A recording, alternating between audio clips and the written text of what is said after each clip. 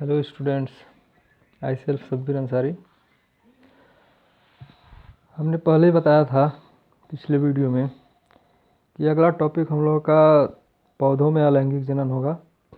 अध्याय 1 का जीवों में जनन, जिसका टॉपिक है पौधों में अलैंगिक जनन। यही हम लोग स्टार्ट करने वाले हैं। इसे कायिक जनन या कायिक प्रवर्धन भी कहते हैं या वर्धी जनन कहते हैं, इंग्लिश में वेजिटेटिव रिप्रोडक्शन। जैसा कि मैंने बताया था कि जो पौधों में उच्च वर्ग के पौधे होते हैं उनमें लैंगिक और अलैंगिक दोनों तरह के जनन होते हैं।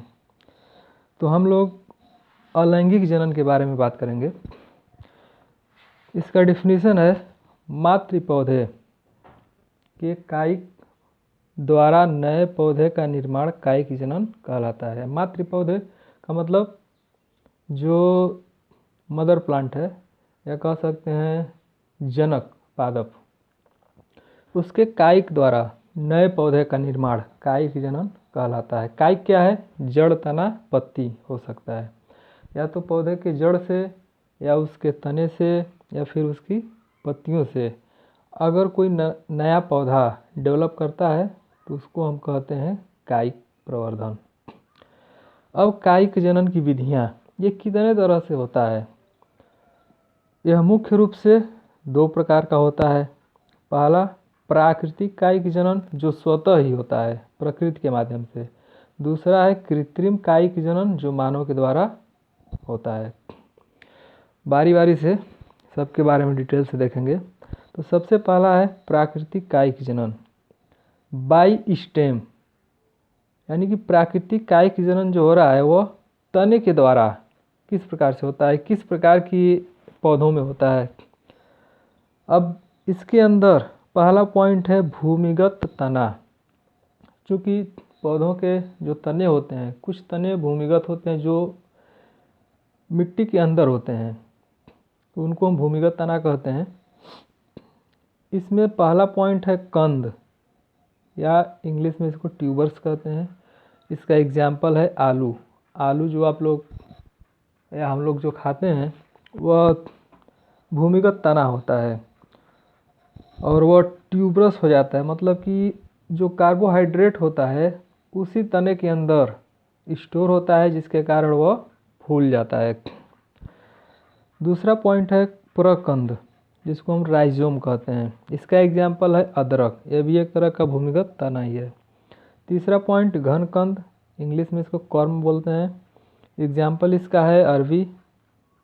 जिमीकंद, जिसको जिमीकंद को हम लोग सामान्य भाषा में सूरन कहते हैं, और अरवी जिसको हम रिकवच का पत्ता कहते हैं। तो इसकी भी सब्जियां बनाई जाती हैं मिट्टी के अंदर। इसके भी ट्यूबर्स होते हैं। जिमीकंद का भी ट्यूबर्स होता है, जो सूरन जिसको हम लोग बोलते हैं, मार्केट में मिलता है। तो ये सारे भूमिगत तने हैं। अगला पॉइंट है सल्ककंद, इंग्लिश में बल्ब बोलते हैं। इसका जो एग्जाम्पल है प्याज, लहसुन। तो ये भूमिगत तने वाले सारे एग्जाम्पल्स हो गए। जैसे कि आप लोग देखे होंगे आलू। आलू को हम लोग क्या करते हैं, काट के और उसको मिट्टी के अंदर गाड़ देते हैं। जब नमी पाता है तो वह फिर उसमें से नन्हा पौधा निकल जाता है। तो इसको हम कह सकते हैं कि मानव के द्वारा ये कृत्रिम कायिक जनन है। अब चूँकि जो आलू हम लोग काट के लगा रहे हैं उसमें एक ही जनक होता है, 2 अलग अलग जनक तो होते नहीं हैं। एक ही जनक, एक ही आलू है, उसको हमने काटा। उसके अंदर आप लोग देखे होंगे छोटे छोटे अंकुर होते हैं, जिसको आँख बोलते हैं। तो वहीं जो आँख होते हैं वहीं से नया पौधा डेवलप करता है। अगला पॉइंट हम लोग देखते हैं अर्धवायवीय तना। ये भूमिगत तना हो गया। अब अर्धवायवीय तना। अर्धवायवीय तना ऊपरी भूस्तरीय, यानी कि मिट्टी के ऊपर, जो मिट्टी का ऊपरी लेयर होता है उसके ऊपर जो तना रन करते हैं उसको हम बोलते हैं रनर। और इसका एग्जाम्पल है दूब घास। आपने देखा होगा दूब घास, उसके जितने तने होते हैं मिट्टी के ऊपर ही सारे रनिंग करते हैं। भूस्तरीय स्टोलोन, इसके जो तने होते हैं ये मिट्टी का जो ऊपरी लेयर होता है उसी के अंदर होते हैं और रन करते हैं। इसको स्टोलन बोलते हैं। और इसका एग्जांपल है स्ट्रॉबेरी। स्ट्रॉबेरी आप लोग देखे होंगे और यूज़ भी किए होंगे, खाए भी होंगे आप लोग। तो इसका जो तना होता है मिट्टी के ऊपरी लेयर में होता है। अगला पॉइंट है भू-स्तरीका, ऑफसेट। इसका एग्जांपल है जलकुंभी और दूसरा एग्जांपल है पिस्टिया। ये जलकुंभी आपने पानी में देखा होगा, जो जहाँ का पानी तालाब वगैरह में पानी रुका होता है वहीं पे जलकुंभी होता है, पानी के ऊपर तैरता रहता है। और इसको ये अमेजन का पौधा होता है, लेकिन ये पूरे विश्व में इसके फूल के वजह से पूरे विश्व में ये फैल चुका है और भारत में भी फूल के ही कारण आया है। बंगाल में ये जो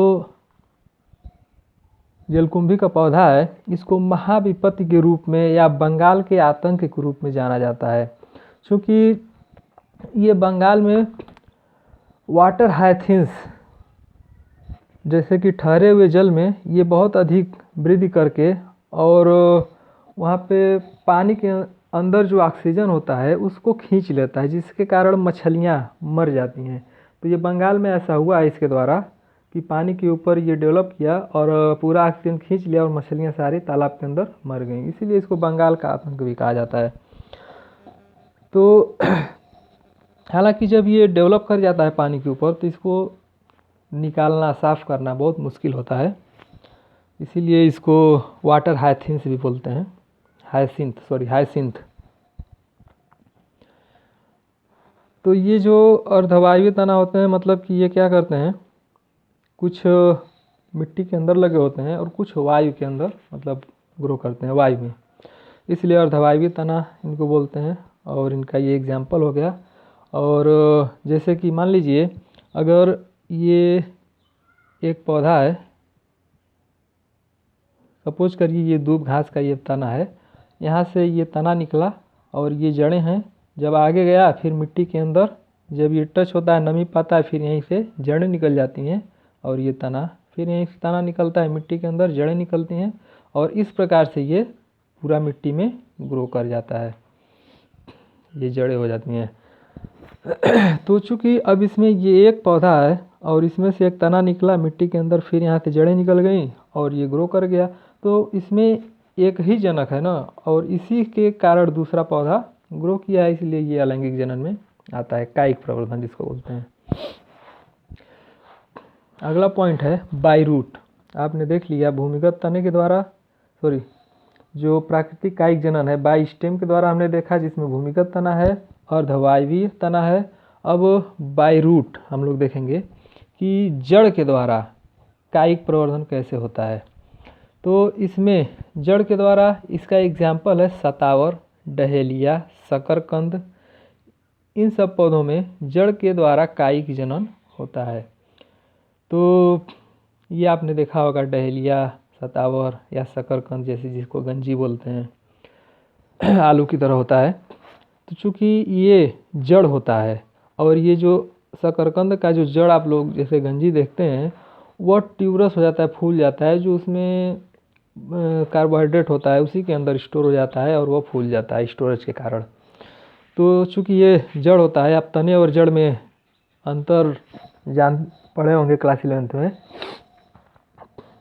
जैसे तना है तो किसी पौधे का तना है तो तने का बाहरी संरचना अगर देखेंगे तो उसमें नोड्स और इंटर नोड्स होते हैं। जैसे यहाँ पर हम बता देते हैं, जैसे मान लीजिए ये तना है तो यहाँ पर ये नोड्स हो गया, फिर यहाँ पर नोड्स हो गया, दो नोड्स के बीच का जो स्थान होता है इसको इंटर नोड्स बोलते हैं, नोड, और ये जो बीच का स्थान है इसको इंटर नोड।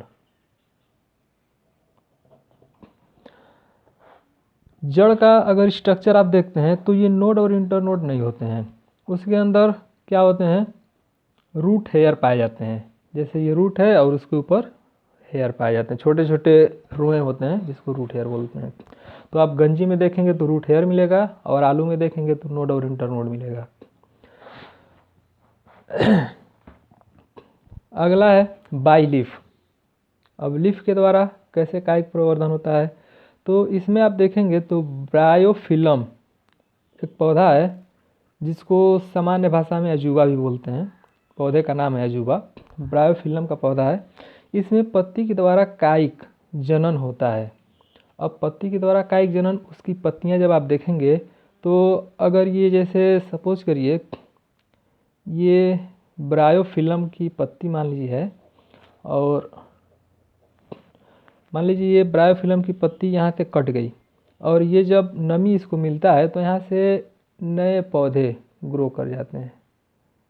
जहाँ जहाँ से नमी मिलेगा इसको तो नया पौधा ग्रो कर जाएगा।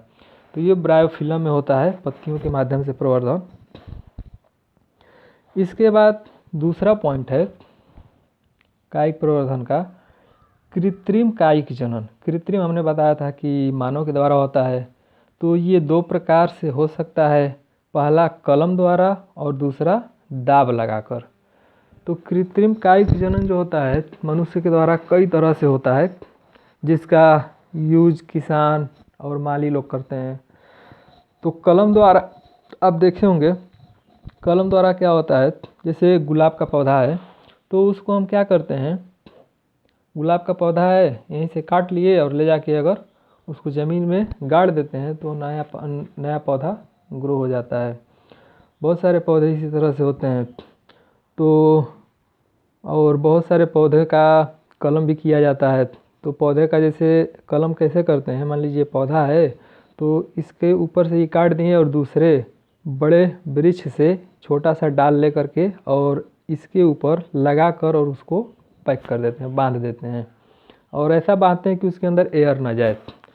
तो इस प्रकार से कलम किया जाता है। दाब लगाकर कैसे करते हैं, ये जो पौधा है इसके नीचे सपोज कोई डाल निकला हुआ है तो उस डाल को क्या करते हैं, ज़मीन के अंदर दबा देते हैं। इस प्रकार से ज़मीन के अंदर दबा देते हैं मिट्टी से।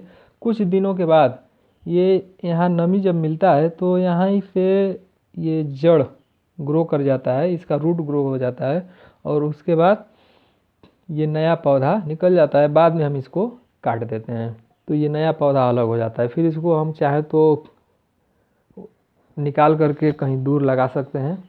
तो इस प्रकार से पौधों में अलैंगिक जनन होता है। इस वीडियो में इतना ही। फिर अगला हम लोग का पॉइंट रहेगा सूक्ष्म प्रवर्धन। इसी चैप्टर से सूक्ष्म प्रवर्धन टॉपिक होगा। सूक्ष्म प्रवर्धन ये अगला टॉपिक होगा, इसके बारे में बात होगी। Have a nice day. Thank you.